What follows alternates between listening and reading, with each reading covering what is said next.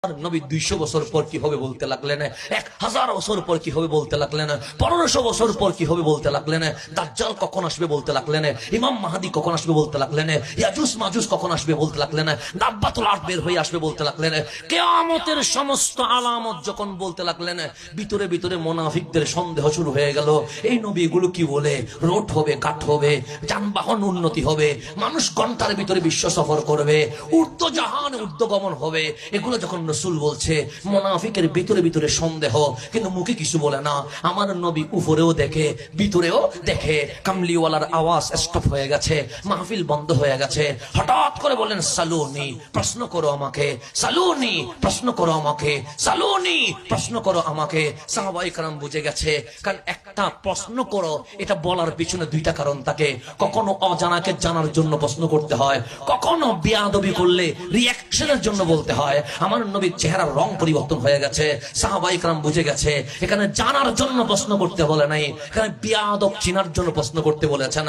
সিদ্দিক আকবরের মাথা নত হয়ে গেছে, ফারুক আজমের মাথা নত হয়ে গেছে, উসমান যুন্নুরাইনের মাথা নত হয়ে গেছে, মাওলা আলীর মাথা নত হয়ে গেছে।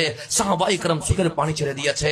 আমার নবী বললেন, কাঁদলে হবে না, সালুনি, প্রশ্ন আমাকে করতেই হবে, সালুনি, প্রশ্ন আমাকে করতে হবে।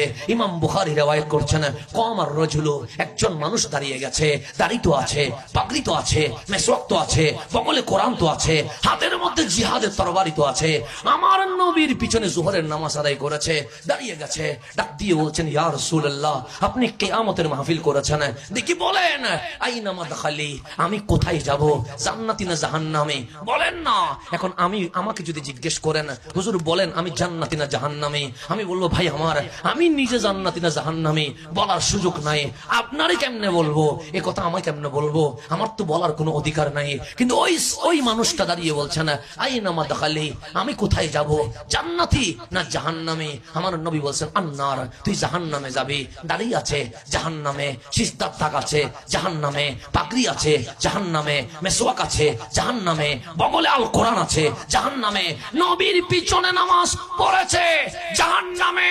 তা আমরা আহলে সুন্নাত ওয়াল জামাত বলছি, নামাজ জান্নাতে নেবে, কথা ঠিক, সিজদা জান্নাতে নিবে, কথা ঠিক, রোজা জান্নাতে নিবে, কথা ঠিক, এই সাধনা জান্নাতে নিবে, কথা ঠিক, কিন্তু আগে বুকে নবী থাকতে হবে।